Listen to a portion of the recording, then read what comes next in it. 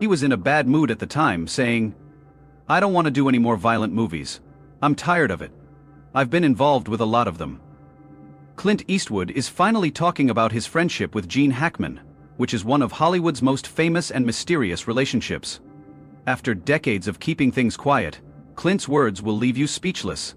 What has he been hiding? From untold stories on set to the real reason they broke up, get ready for a Clint Eastwood and Gene Hackman met for the first time on the set of The Big, a Southern Gothic drama set during the Civil War. It was their first time working together on screen, but the tension between them started long before the cameras even started rolling. Eastwood played John McBride, a Union soldier who is hurt and taken in by a group of Southern women at a board school. Though they didn't share much screen time, they did talk a lot. Hackman had a smaller role as a soldier, but things were already getting complicated behind the scenes. Both Eastwood and Hackman were known for their strong wills and personal opinions about performance.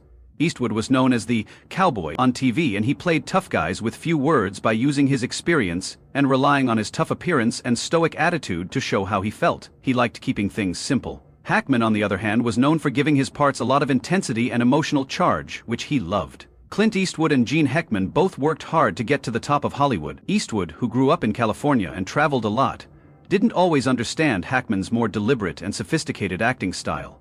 Hackman thought Eastwood's style was too basic and underdeveloped. He started acting when he was a teenager and started getting noticed when he got the part of Rowdy Yak on Rawhide. Years of playing the rough and quiet cowboy gave him a strong foundation in acting. On the other hand, Gene Hackman came from a poor family in San Bernardino, California, and was raised in a dysfunctional home. Eastwood's path to fame began later than Hackman's. Before he became an actor, he did odd jobs like clerk and messenger for years. Hackman finally got small parts in movies after training at the famous Pasadena Playhouse. His big break came when he was cast in The French Connection, a movie that made him a star almost overnight. He became known for giving characters a lot of depth because his realistic, gritty style worked well for difficult roles. Eastwood was always the quiet sort. He didn't need much to say what he thought. His big break in Rocky showed him that a good actor doesn't have to oversell a character like the Clint was known for playing the emotionally detached character Grim Gruff in the movie Dirty Harry. And he projected a very harmless. His approach was to keep quiet, stay cool, and let the action speak for itself. Hackman, on the other hand, was the exact opposite. Hackman was great at creating characters with great depth. He thought about every moment and the psychology of the person he was portraying. He was often the one who would go deep into the emotional side of a performance, making sure that every move and phrase came from a real feeling. Eastwood wasn't always the quiet, sad type. Hackman was very loud, angry, and emotional. Instead, their dynamic on set suffered from their different styles. Eastwood would often use a more subdued style and follow the script, letting the images speak for themselves. Hackman, on the other hand, would push for more emotional depth by questioning the character's motivations and giving the part more personal vitality. Their different approaches sometimes caused some conflict while they were filming Beguiled. This conflict was shown because it was hard for them to find common ground. Making The Beguiled involved two strong personalities butting heads as much as filming a movie. Eastwood, who was just starting to become known as AOL Hollywood's leading man, and Hackman, who was still getting used to the business, did not always agree. Their different acting styles led to some arguments, but they also found love in Hollywood. Even though they didn't agree. Even though they didn't always agree, they respected each other's skills and couldn't deny that the other could bring something new to their jobs. They were both known for being dedicated to their jobs, even when it wasn't easy. Working on The Ball gave them a chance to get better at their jobs and learn from each other. But their rivalry on screen and different acting styles defined their early encounters and careers. Their individual goals would soon lead them down very different roads. Eastwood and Hackman's careers started to diverge as they saw Eastwood was no longer just interested in acting. He also wanted to have a bigger say in the movies he worked on. In the late 1970s, he began directing and producing movies. His first movie, Play Mizzy for Me, came out soon after Dirty Harry. This was the start of Eastwood's rise from a leading actor to a respected director. He kept growing in the business by taking on challenging roles. Eastwood wasn't just an actor in the 1980s, he was also directing movies like Gran Torino, The Outlaw, Josie Wales, and Unforged. These movies gave him the chance to work with more complex characters and bigger ideas, and they showed how good he was behind the scenes. Eastwood would go on to direct and make many more movies that got good reviews, winning Oscars for movies like $1 Million Baby and Unforgotten. He wasn't just the. While Eastwood was branching out into directing, Hackman kept focusing on acting. He kept playing parts in big movies as the talk of the town, which earned him more nominations and awards by letting him play a wide range of characters, from the tough, cynical officer to the emotional coach. Hackman loved being in front of the camera. Eastwood and Hackman both got to the top of their careers in very different ways. Eastwood was a private person. He always kept his personal life out of the public eye and stayed out of the Hollywood SP spotlight. This may have been one of the things that helped him keep his career going for so long. Eastwood wasn't into playing the fame game. He liked low-key situations and let his career speak for itself. Hackman, on the other hand, didn't mind being in the spotlight, but he also avoided getting caught up in it. Unlike Eastwood, he was known for being a little more lively and vocal. Hackman never let his love of acting take center stage. He enjoyed the fame and benefits that came with it, but he always chose jobs that interested him over ones that paid well. He stayed grounded and focused on his trade. While Eastwood was getting attention for his movies and later for directing them, Hackman was becoming more and more respected for his ability to play complex, multi-dimensional characters. Hackman had a bit of an underdog feel to him compared to Eastwood's movie star status. Two Hollywood stars, Clint Eastwood and G. Hackman, had long and successful careers. However, when it came to working together, things weren't always easy.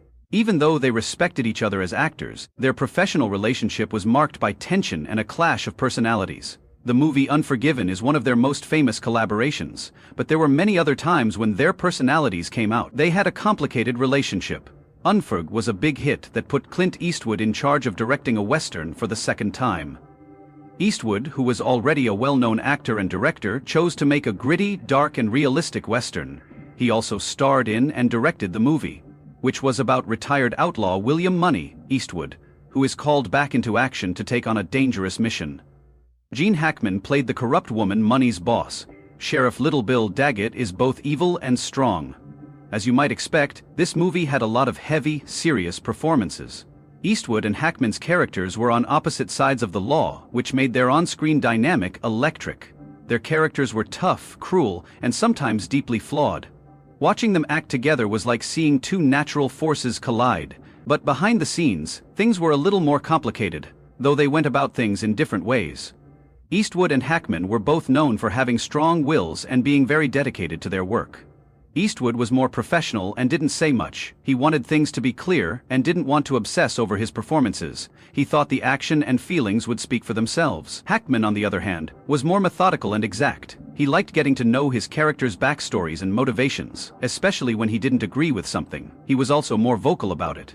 There was disagreement on set, because Eastwood was known for being quiet and reserved, while Hackman was more outspoken and didn't hold back when he spoke his mind. This led to some disagreements on the set of The Unforgiven, especially when it came to how to handle certain scenes and how to show how their characters felt. Eastwood wanted to keep things natural and grounded, while Hackman wanted to push the limits and learn more about himself. Both Eastwood and Hackman had made it to the top of Hollywood and knew what it took to be successful. Eastwood was a famous action star and director, and Hackman had won Academy Awards for his riveting performances. They were both at their best in Unforgiven, but their different personalities made things difficult, even though they admired each other's skills. Eastwood sometimes found Hackman's more passionate and forceful style of working difficult, while Hackman often wanted to look into every detail of a scene, sometimes even pushing for more.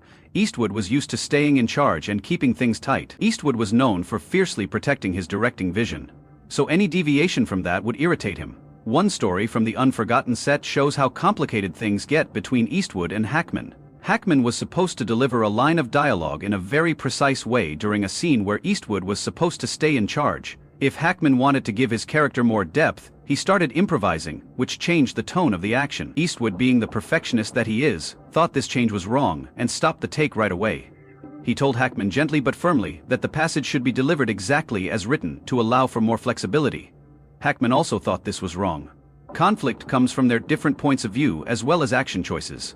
Eastwood was a man who believed in hard work, discipline and doing things his way, both on and off screen.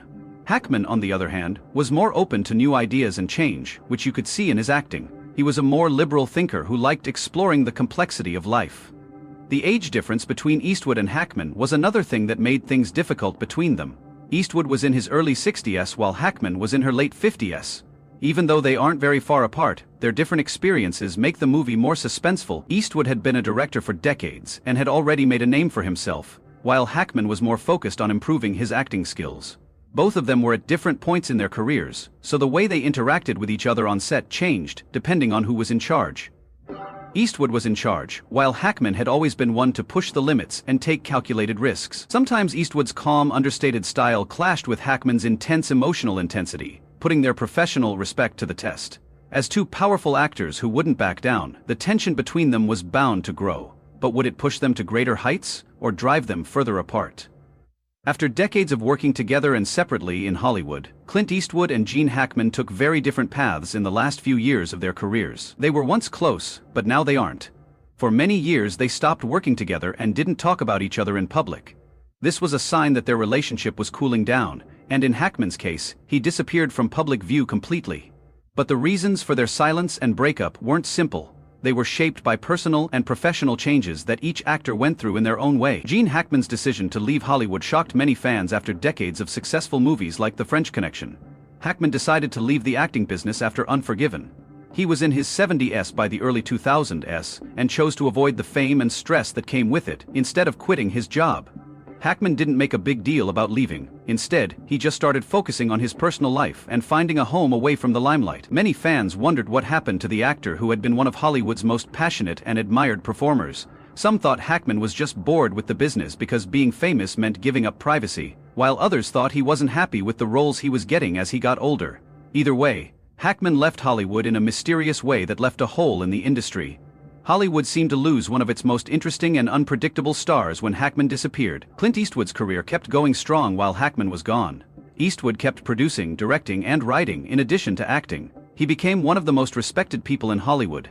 Eastwood embraced his role as a director, taking on bigger and bigger projects like American Sniper and $1 Million Baby. Unlike Hackman, who had quit the business, Eastwood became known for both his tough guy roles and his keen camera work, as his movies kept winning awards long after Hackman had stopped working. Hackman's career had become even more dominant, and he remained a major name in Hollywood. Eastwood must have felt the loss of his Hackman's retirement served as a sobering reminder to Eastwood of how quickly Hollywood can move on from someone, even someone with as much talent as Hackman. Eastwood's career did well, but his personal thoughts from interviews show that the years of silence between him and Hackman were not always easy to handle. Eastwood and Hackman's relationship seemed to get colder during this time. They didn't go to any public events together for years, and talked more about how their lives had gone their separate ways.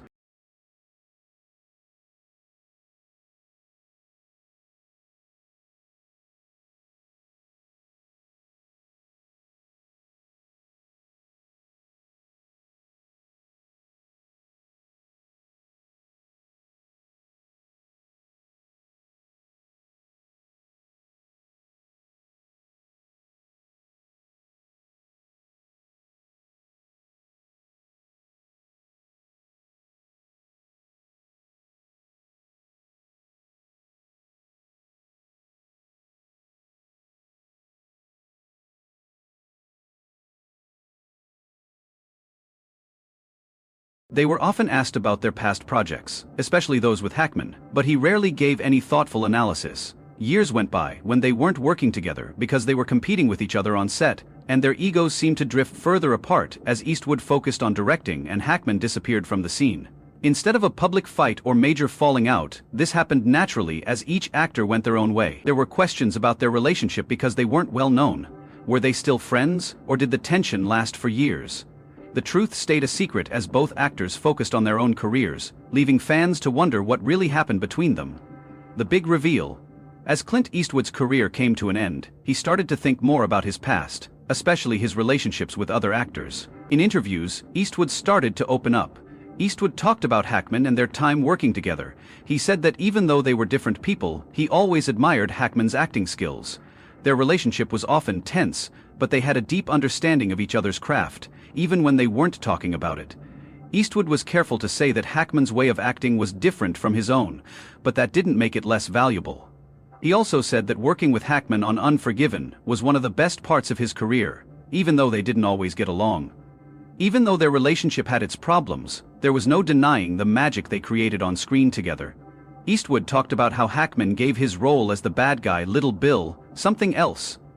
Eastwood realized that Hackman's dedication to his character made the movie better, and his portrayal was rich and sophisticated. Looking back, Eastwood seemed to understand that Hackman had been an important part of some of the most important events in his career, not just as a co-worker. Eastwood also talked about his regrets after they stopped working together. Eastwood said he wished he had done more to stay in touch with Hackman. The years of silence between them showed him that, despite their professional respect, they hadn't really spent time together as friends. He was annoyed by their different paths, and wondered if things might have been different if they had worked harder to keep in touch. Eastwood also thought about his own legacy in his comments after Hackman left Hollywood. The fact that Hackman stepped away from the spotlight was a sobering reminder of his own responsibility. No matter how successful you are, fame and praise don't always last. Eastwood's long career showed that he could change and adapt, but Hackman's peaceful death served as a sobering reminder that no one would have the same fate. Even though it left a hole in Hollywood, Eastwood seemed to value Hackman's choice to go out on his own terms. When Gene Hackman retired, Hollywood lost a great actor with a unique way of approaching roles. Even if the character was morally complicated or even wicked, Hackman had a way of making everyone feel real. He was one of the most admired actors of his time because of how deep and realistic his performances were, and Hackman's absence only showed how unique Eastwood's performances had been. His career continued to grow, and many people missed his performances. Hackman's retirement seemed to be a reflection of his desire to live a life outside of the movies. Hollywood limelight. And it was admirable that he chose to keep his distance while he was still at the top of his game. As Clint Eastwood talks about his longtime friend and co-star Gene Hackman, it's clear that they have a very special bond. For more amazing stories like this, don't forget to like, subscribe, and hit the bell for updates.